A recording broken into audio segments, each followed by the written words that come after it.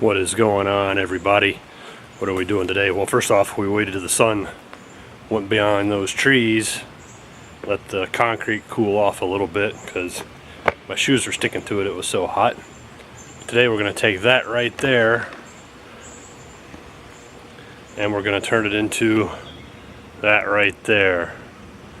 I can forgive you for not noticing what the heck happened. Let me show you. That little white rim tire there is what used to be on there. It's not a huge difference in overall height. Like 2 inches, maybe. It's 265 versus a 235. What I'm hoping that I'll be doing is help out with the gear ratio in the rear, because this only has a 1-to-1 in third. I think these tires are a little too small for it anyway, because the speedometer was reading about 4%, 5%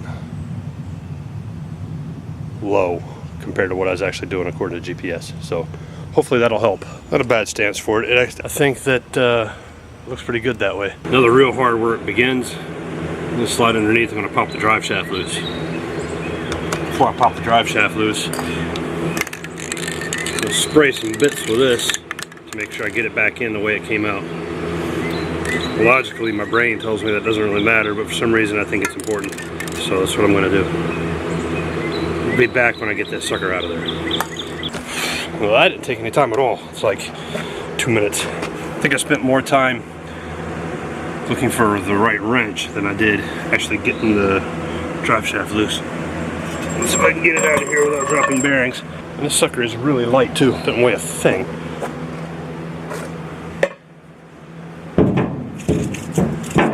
Either that or my ham sandwich is paying off. Next thing I'm going to tackle, got to get the linkages loose for the column shift down and back to the transmission. I did jiggle around with those with a wrench. They did not want to come loose. I think I got an idea though of what it's going to take to get them loose without breaking anything and resorting to ultimate violence. I'll let you know. Alright, linkages are loose. Just in case, one painted silver. That one goes towards the front. Hey dummy, that's me. This one painted silver goes towards the front of the truck at the bottom of the steering shaft. It came right off the transmission end. 9/16 bolt, one for the reverse first gear set, one for the 2-3 gear set to get the top loose. However, check that little sucker out. Focus, don't look at me. That guy right there, that was press fit using a rubber bushing into the linkage at the bottom of the steering column. To get that sucker out, took my no-name locking pliers, got it on top of the ball stud, clamped it down on the linkage of it, and just kind of rolled it through until it popped out. And if I ever need to put it back together, I'll reverse that process. And I hesitate to tell you how it's going so far. Whew. Don't want to jinx it. Alright, I've got the brackets for the new shifter test fitted, marked, and drilled a hole up through the floor pan for where the shifter is going to go through. Just got a little pilot hole for right now so I can match everything else up. And this is just a frame brace. Getting this thing loose will allow me to drop the transmission straight down. This thing put up one heck of a fight. Not excited about that. I'm trying to point something out to you. That is a 1/2 inch. That is a 9/16. Fine. That's fine. Let's walk around to the other side.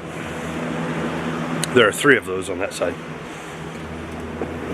Where did I drop something else?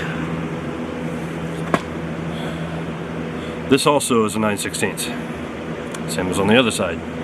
This, however, is a 9/16. Completely different from the other side. Really, Ford? Really? Oh well. Soldier on, shall we?